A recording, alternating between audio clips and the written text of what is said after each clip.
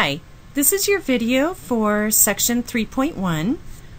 This is the beginning of chapter 3, which is about numerically summarizing data. Section 3.1 is about measures of central tendency. The objectives in this section are 1. To determine the mean of a variable, 2. Determine the median of a variable, 3. Explain what it means for a statistic to be resistant, and 4. Determine the mode of a variable. Before we talk about any of those objectives, we need to know what a measure of central tendency actually is. So a measure of central tendency is just a value at the center or at the middle of a data set. We use measures of central tendency to help describe the characteristics of a data set. For example, the frequency distribution that we constructed back in chapter 2 for the time between eruptions for the Old Faithful geyser in Wyoming. If we're looking at this frequency distribution, we can look at where is the main part of the data. In other words, where is the center of our data set? That's what we're talking about when we're talking about measures of central tendency. Where is really the middle of these data values? And if we look at this frequency distribution, we can see that the data is grouped more in this range, say between 700 and 729, than it is on this end over here. There are many more data values over here. So we could make a guess that the center of this data set might be somewhere in the middle of this area. So it may be somewhere between 710 and 719. Another way we can look for central tendency in a data set is to look at a histogram. This histogram shows that the class with the highest frequency is this one. And since our distribution decreases on either side of this, we would say that the center of our data set is going to be pretty close to 3. Here's another example. If we're looking at a stem and leaf plot, again, a stem and leaf plot gives us the same picture as a histogram. It's just turned on its side. So looking at this one, again, we can see that the class here with the highest frequency goes from 30 up to 39. So we've got a lot of the data here between 20 and 39. After that, it starts to decrease pretty sharply. So again, we could make a guess that the center of this data set is somewhere in this area, say approximately 30. Now let's look at the first objective for this section, which is to determine the mean of a variable.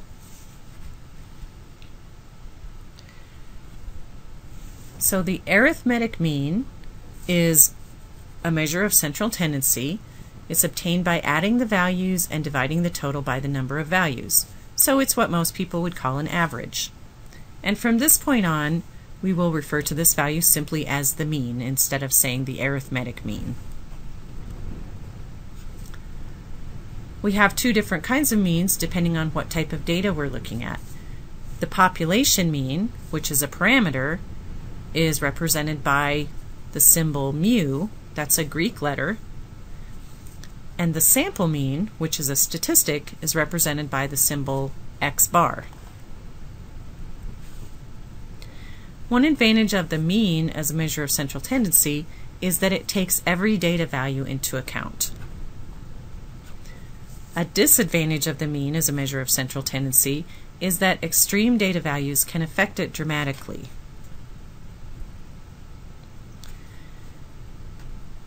Here's some of the notation that we'll be using. So the symbols below here are used frequently in statistics formulas.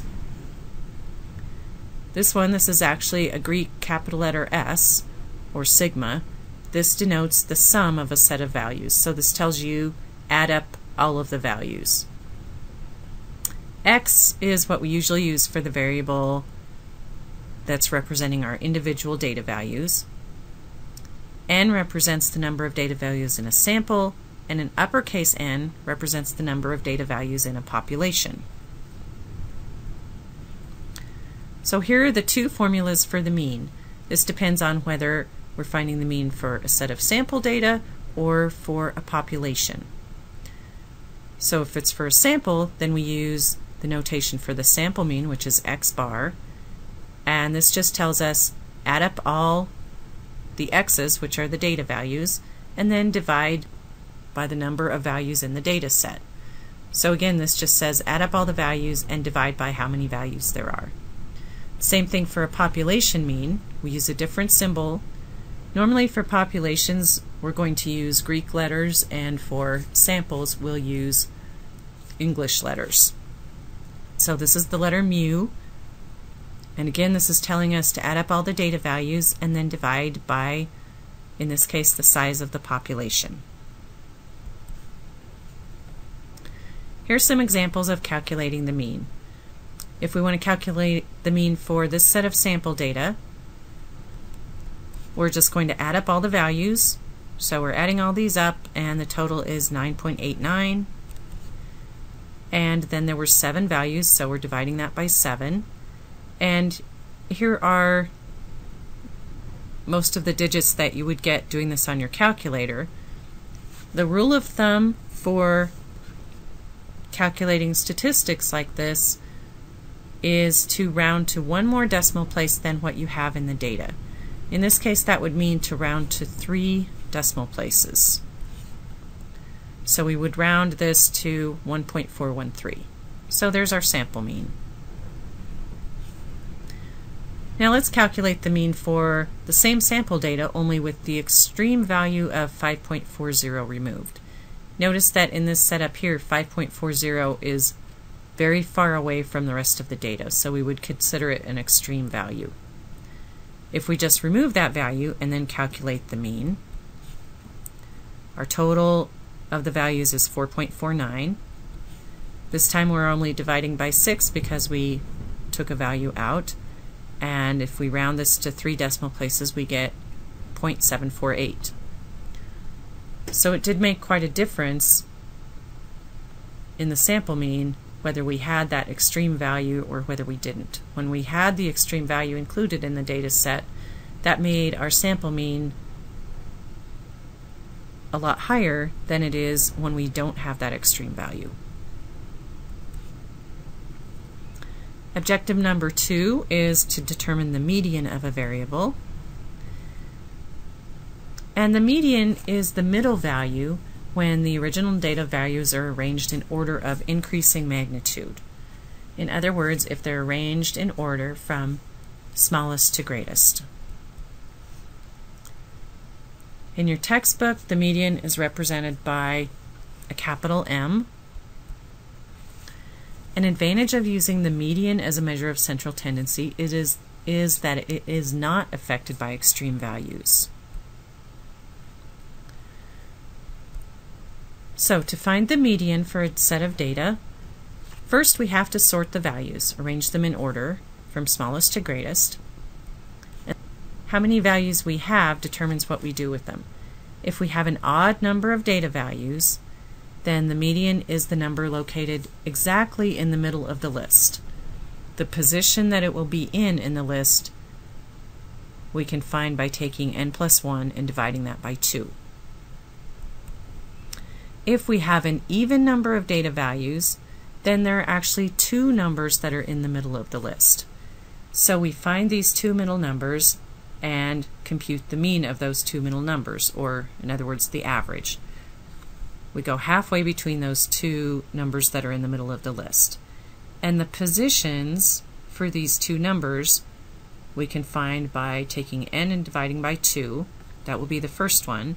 and then we also take the next one. So the position for the next one would be n over 2 plus 1. Let's look at some examples. If we're going to calculate the median for this sample data, first we have to sort it. So we're going from least to greatest here.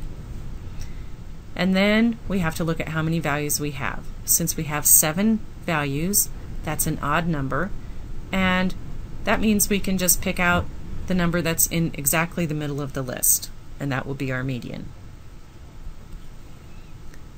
And when we have a small list like this, it's pretty easy to tell which one's in the middle. It would be this one. But if we have a larger data set, that's not so easy to pick out. So if we want to calculate the position for the middle of the list, we'd take n plus 1 and divide by 2. N plus 1 would be 8. If we divide that by 2, we get 4. So that means our median would be in the 4th position. 1, 2, 3, 4. So our median would be 0.73. Now again, we're going to remove our extreme value of 5.4 and calculate the median with the remaining data. Now, if we sort it again, first, we only have 6 values, so we have an even number, and that means the median is the average of the 2 middle values. The 2 values in the middle of the list would be the 0.66 and the 0.73, so we're going to average those two.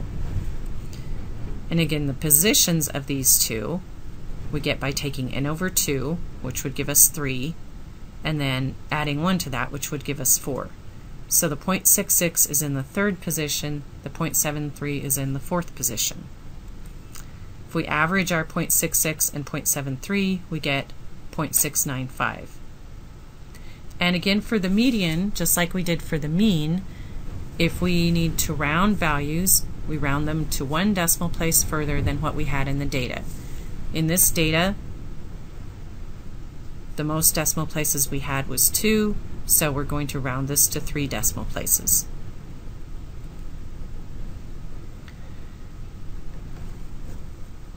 As I said before, if we have a large list of data values, it's not always easy to just look at the list and pick out the middle. So let's just look at how we would find the median for a list of 226 data values. Of course, first we would have to sort the list. Now, since there are an even number of data values, we need to find the positions for the values that we're going to average. So we're going to take the 2 numbers in the middle. The first one would be at the n over 2 position, which would be 226 divided by 2, which is 113. So we take the one in the 113th position, and then the next one, which would be the one in the 114th position. So we would find the values in those 2 positions and average them, and that would be our median. Now, what if we had a list of 301 data values? Since now we have an odd number of data values, we just need to find where the exact middle of the list is. So again, we sort the list first, and then since we have an odd number of data values, the median is the value in the position n plus 1 over 2. So if we take 301 plus 1 and divide that by 2, we get 151. So our median would be the number in the 151st position in our sorted list. Objective 3 for this section is to explain what it means for a statistic to be resistant. When we talk about resistance, if we're looking at a numerical summary of data, it's said to be resistance if extreme values, so very large or very small values relative to the data, do not affect its value substantially. In other words, it's resistant to being affected by extreme values. Now, as we talked about before, the mean is not resistant because extreme values do have a significant effect on its value. The median is considered resistant because extreme values do not have a significant effect on its value. So looking at the calculations that we did in the previous examples, we calculated the mean and the median for two different sets of data. This was the first one where we had an extreme value of 5.40, and we calculated our mean as being 1.413 and the median was 0.73. When we took out the extreme value of 5.40, the mean became 0.748 and the median became 0.695. So the presence of the extreme value in this set of data increased the mean by 0.665, which is very significant considering the values for these sets of data. So in this case, by putting the 5.40 back in, the mean went from 0.748 all the way up to 1.413. It almost doubled. But the median only increases by 0.035. It goes from 0.695 up to 0.73. So there's not a significant effect on the value of the median. Actually, the only reason that the median is affected is because we're adding another value, and that actually changes the position of the median in the list. So it changes where it is. Now, what do measures of center have to do with the shape of our distribution? If we have a bell-shaped symmetric distribution, then the mean and the median are going to be approximately equal. So here's what we mean by a bell-shaped distribution again. We have a high point in the middle and the distribution decreases on either side. And in this case, the distribution is approximately symmetric on either side of the highest point in the middle. So here, the mean is usually approximately equal to the median.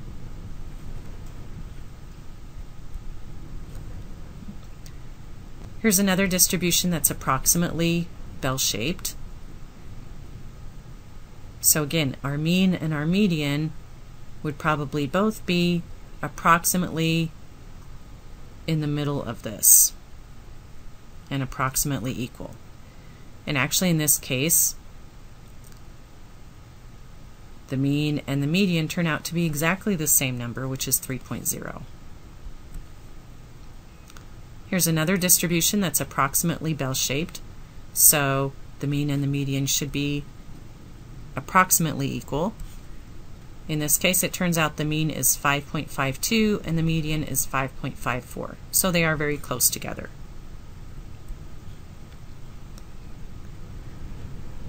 Now, if you read the textbook about distribution shape, it will tell you that the relative positions of the mean and the median are good clues to the skewness of the distribution. Now, this is only a rule of thumb, and by itself it is not at all a reliable way to determine distribution shape. You can find all kinds of examples where this doesn't work. So we are not going to use this as a way to determine the shape of a distribution or the skewness. Here are a couple of examples. Looking at this histogram, here we would have a distribution that is skewed to the right. Remember that being skewed to the right means that there's a longer tail on the right and that the majority of the data is on the left.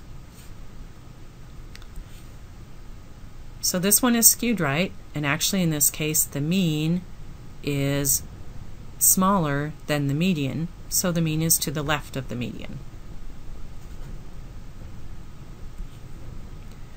Here's another distribution.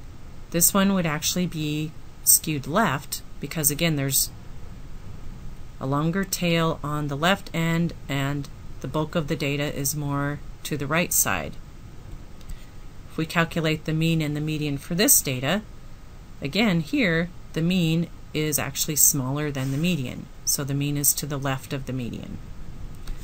So really, as I said, the information in the textbook about where the mean and the median are in relationship to each other, you really cannot depend for determining whether a distribution is skewed to the left or skewed to the right.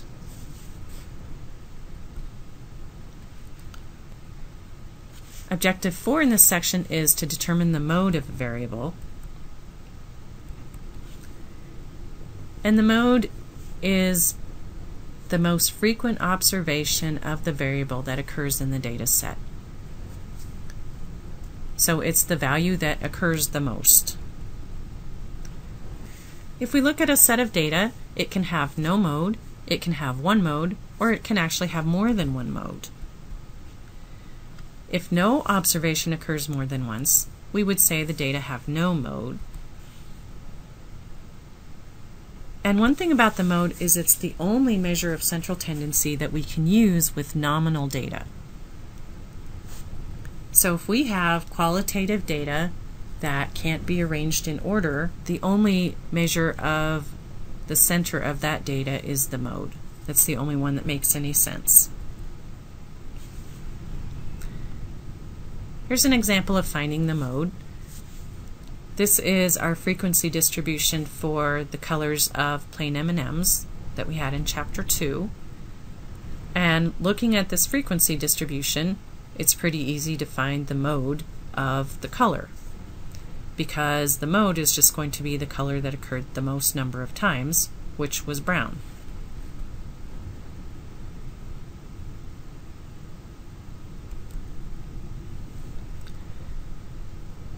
Here's some more examples of finding the mode.